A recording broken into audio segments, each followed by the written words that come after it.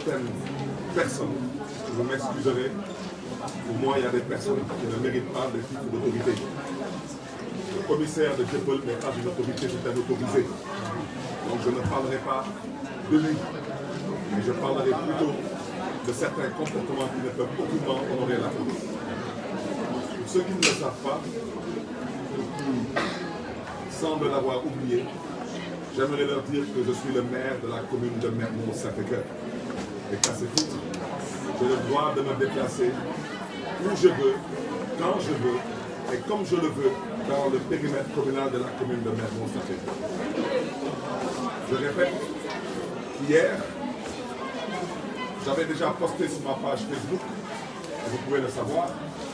en allant sur ma page Facebook pour le constater. J'avais posté sur ma page Facebook qu'aujourd'hui, mercredi, demain, jeudi, et après-demain, vendredi, nous allons organiser des sorties, donc on appelle dormant, aller vers la population de Dakar et parler avec ces populations pour leur vendre notre meeting. C'est un meeting d'investiture qui aura lieu ce dimanche 21 novembre 2021 dans la commune de Grand Yoff, au terrain de Khariala en face de Rafati. Je le répète, nous n'avons pas les moyens de faire des mobilisations ndiaye comme le fait le pouvoir. Nous comptons faire venir les populations à notre meeting d'investiture à travers une campagne de sensibilisation. C'était de ça qu'il s'agissait. Et je l'ai déjà dit depuis hier soir, j'ai posté sur ma page Facebook qu'aujourd'hui, mercredi, je serai dans les communes de Dakar Plateau et dans la commune de la Médina pour distribuer ce prospectus. Ce prospectus, si vous le voyez bien, et toute la presse, vous êtes invités à prendre chacun d'entre vous un prospectus, parce que vous aussi, vous êtes invités au meeting d'investiture de la coalition Yewwi Askan Wi qui doit investir son candidat, Barthélémy Dias, ainsi que ses 19 candidats au niveau des communes. Au recto, c'est le logo de la coalition Yewwi Askan Wi. Et au verso, c'est l'invitation à ce meeting ce dimanche 21 novembre 2016 à 16h. Alors, j'aimerais qu'on m'explique si moi, Barthélémy Dias, je vis au Sénégal ou si je vis dans notre pays qui ne s'appelle pas le Sénégal. Parce que ce que la police a permis aujourd'hui à ce zélé de commissaire de Dieuppeul de faire, c'est inadmissible dans une république. Et demain, je sortirai. Et je peux vous dire que demain, vous m'arrêterez pas. Parce que demain, je prendrai les dispositions pour que personne ne m'arrête. À la police de savoir maintenant si vous voulez la confrontation ou si vous voulez la paix. Parce que trop, c'est trop. Il faut savoir raison garder. Abdoulaye Diouf Sarr, c'est le candidat de la coalition Benno Bokk Yakaar. Ce week-end s'est permis de faire une caravane sonorisée dans Dakar, en bloquant des artères de Dakar, au vu, au su de toutes les autorités de ce pays, en commençant par le préfet de Dakar. Toutes les autorités de ce pays, que ce soit le commissaire central de Dakar, que ce soit le commissaire de la sûreté urbaine, que ce soit le patron de la DIC, tout le monde a vu tout ça en caravane. Et Dieu seul sait qu'il n'en avait pas le droit. Parce qu'actuellement, on n'est pas encore en campagne. Il n'a pas le droit d'avoir une caravane sonorisée. Moi, je suis sorti de chez moi sans aucune sonorisation. Je me déplace de jour comme de nuit avec 2 véhicules de sécurité. Un véhicule devant et un véhicule derrière avec mes gardes du corps. Le soi-disant, je le répète, le soi-disant commissaire de police, parce que je n'ai jamais vu un commissaire de police qui vole des téléphones portables. Un commissaire voleur de téléphones portables, ça n'existe que sous Macky Sall. Demain, comme vous êtes le commissaire de Dieuppeul, je vous donne rendez-vous demain ici. Je vais voir si demain vous êtes le commissaire de Dieuppeul ou si moi je suis le maire de Mermoz-Sacré-Cœur. Parce que demain, je sortirai de chez moi. Et demain,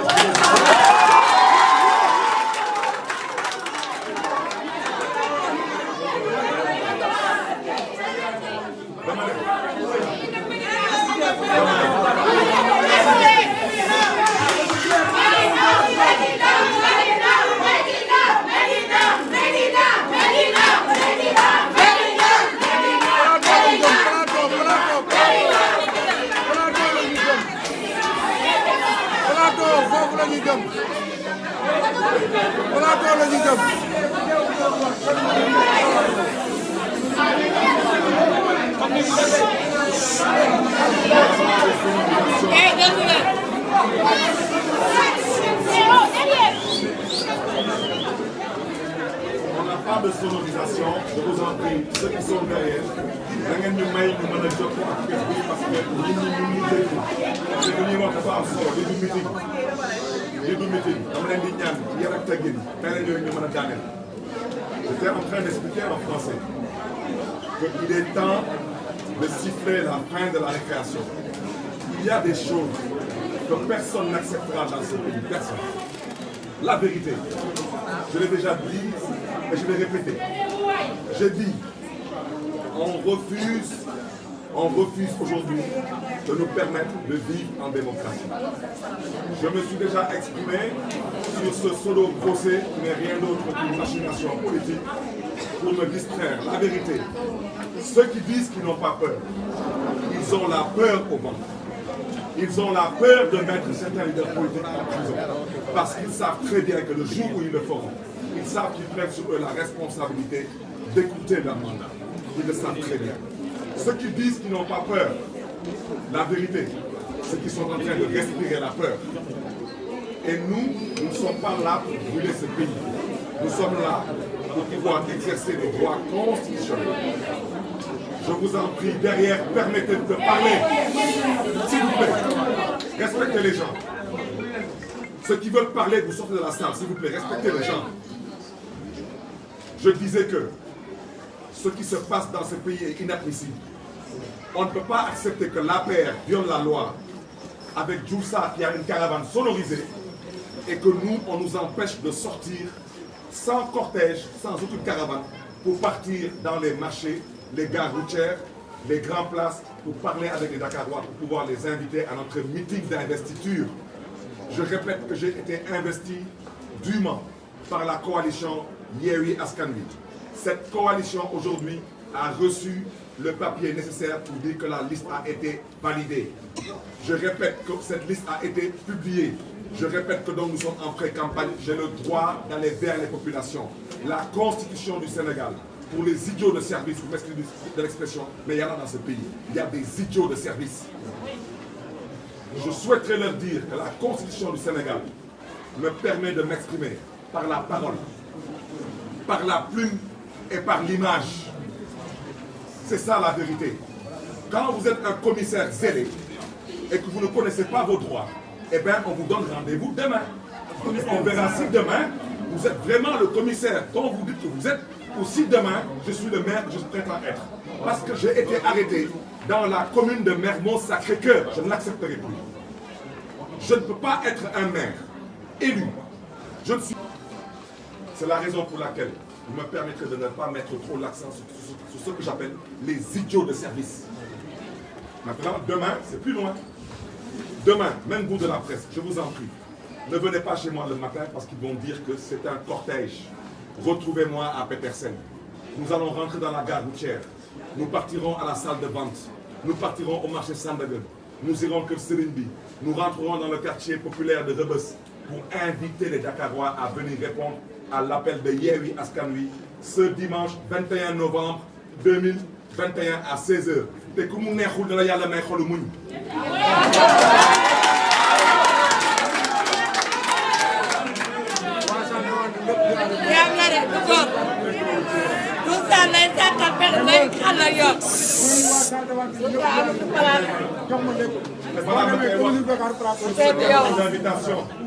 Vous allez voir, à part Barthélémy Dias, on a mis que les hommes de paix.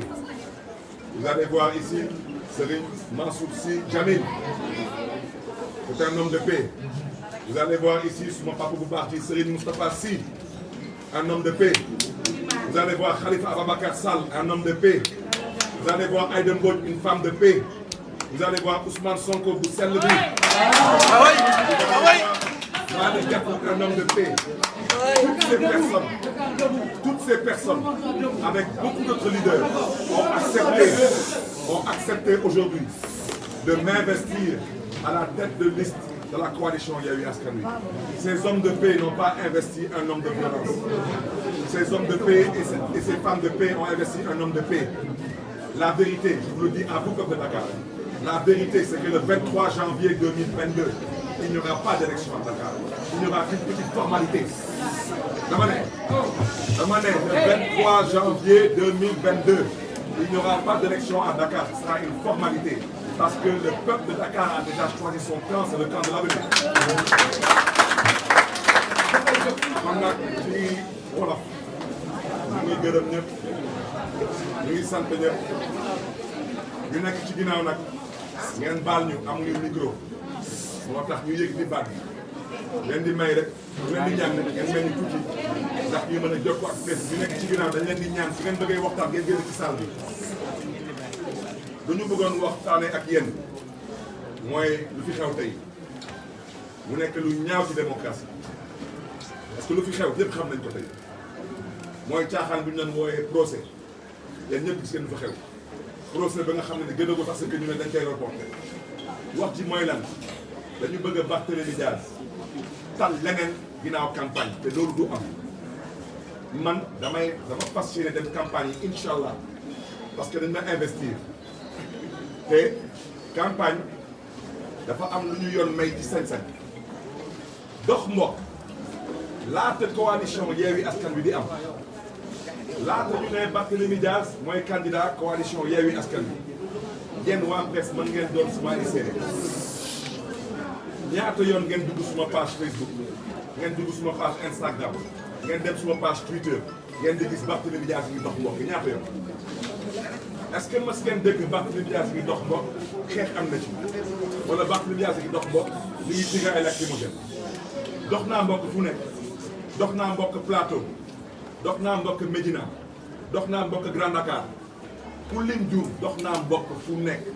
Wakaam dugg naa fu nekk biir Dakar laata coalition Yewwi Askan Wi di am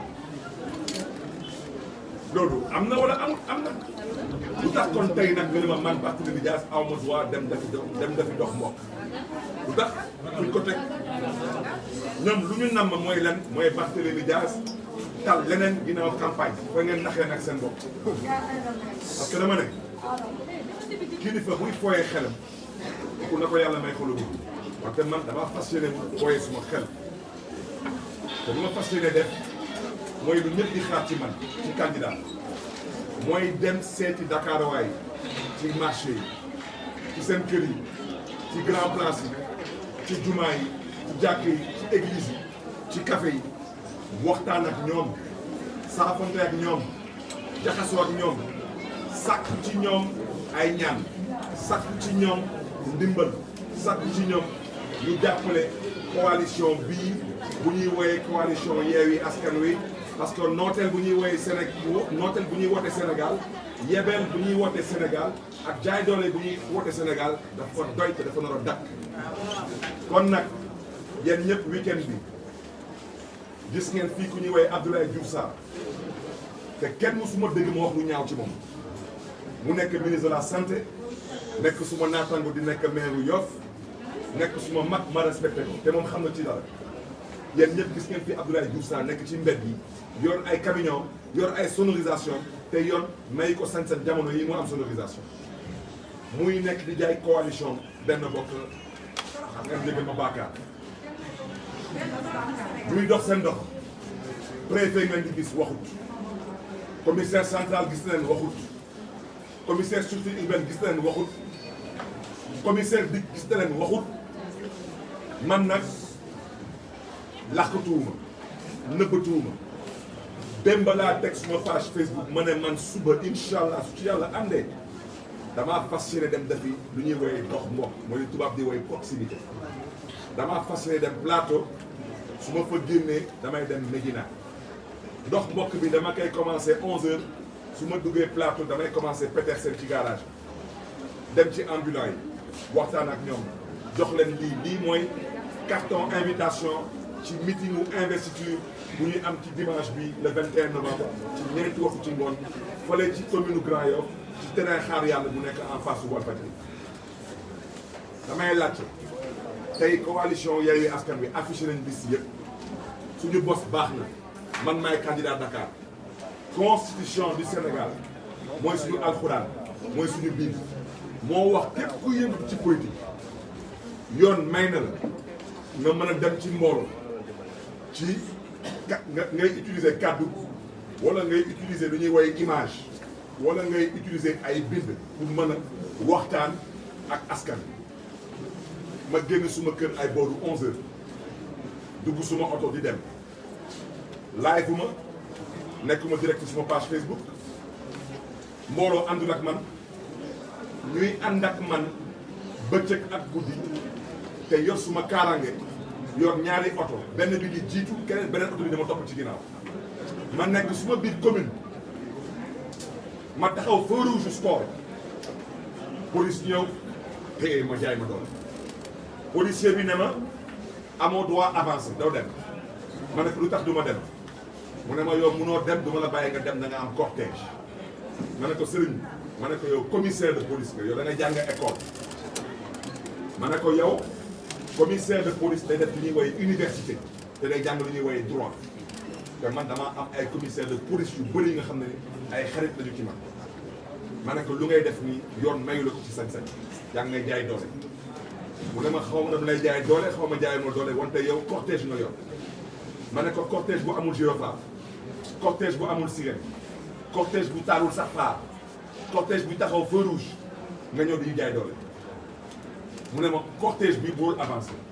ma ne ko comme cortège bi mënul avancé te man yàlla baaxee na ma ñaari tànk man ma dox rek waa ñi xataraayu mel ni gune gu ndaw ma ne ko yow mi commissaire nga yow commissaire yow xaw ma kan wante yow il faut que ñu wax ak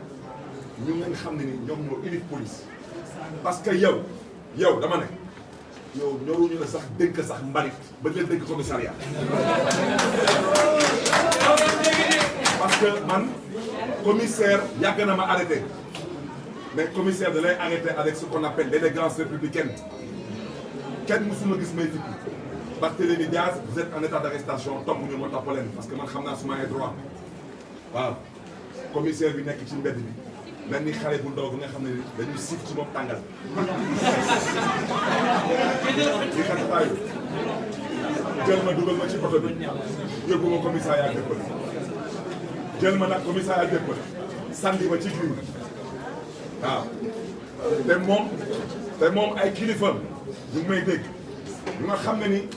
ñu ngi du leen sax seen ñoom saay bu may egg ñoom dañ may dugal seen bureau taalal ma climatiseur tegal ma boisson ne ma monsieur le maire toogal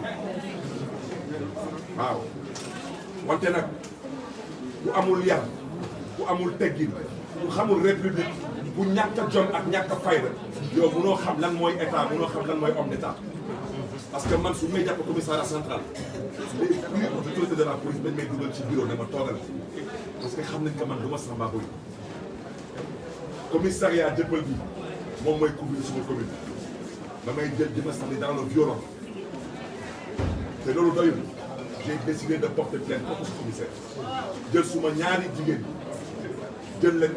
tëj leen ci violon bi di leen di dóor ay arrêt ak leen di gën yaa ñàkk a jom yaa ñàkk a jom nous n'avons pas la police parce que police Sénégal est une police exemplaire en Afrique ñëpp xam nañ ko tout le monde sait comment fonctionne la police dans certains états africains ici ñëpp xam nañ ko yow tey man je revendique mon amitié avec certains commissaires de police avec fierté parce que dafa am jaar-jaar ak ñoom mais commissaire de police bii daa wax en tant que maire de Mermoz Sacré-Cœur du ma nanguti muy nekk suma interlocuteur parce que man dama fonk suma bopp et je considère que quand le respect n'est plus servi il faut savoir quitter la table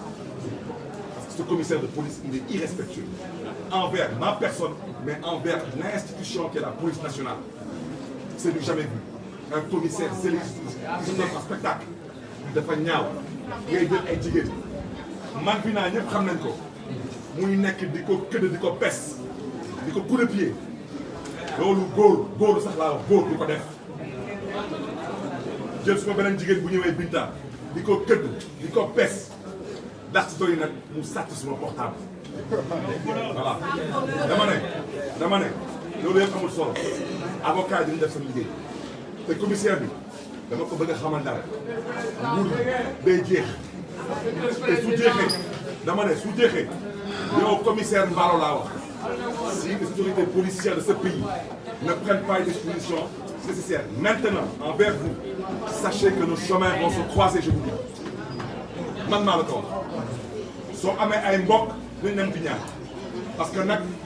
c'est le dernier commissaire qu'on a pratiqué dans ce pays on a pratiqué tout le monde dans ce pays tout le Sénégal nous connaît tous les commissaires de ce pays nous connaissent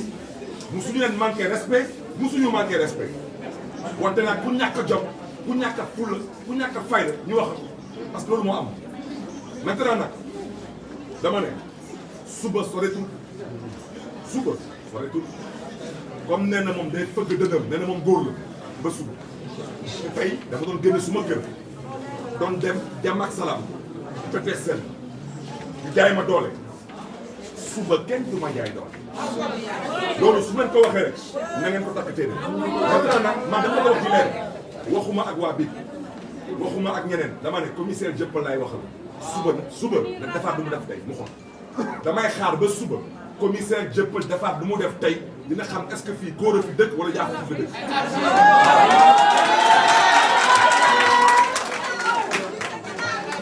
damay insister rek dama ne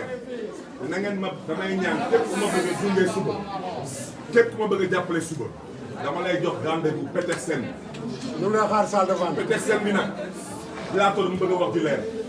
deew ma place indépendance deew ma Ponty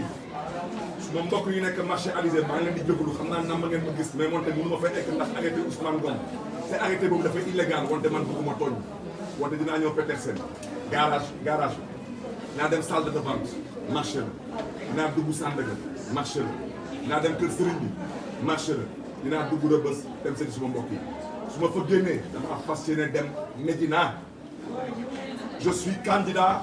à la mairie de Dakar une coalition dont la liste a été validée la constitution du Sénégal moo ma permettre may mën a di jokkoo ak askan wi à travers la plume la parole et l'image lii kese laay distribuer aw ma gànnaay lii rek laay distribuer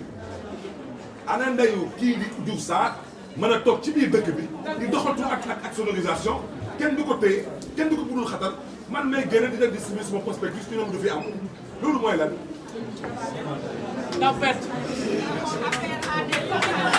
kon nag dama ne di ngeen xam ne ni tey peut-être dañ leen déranger daanaka dañu doon dem wala di dikk ñu daal di galgal seen dem ak dikk ndax mel na manifestation bi ngeen déglu ñu ngi jaajëfee ndaw ñi nga xam ne nii ñoom ñoo dëkk ci biir Baobab seen taxawaay ñu ngi gërëm jigéen ñi yéen tamit waa presse ñu leen di gërëm leen sant wante tamit di gërëm di sant tamit la coalition Yewwi Askan Wi département de Dakar parce que lu ñu bëgg a jaay ça peut pas continuer laissez-nous battre campagne comme vous laissez les gens de Benno Bokk Yaakaar battre campagne donc loolu laa bëggoon wax di gërëm ñëpp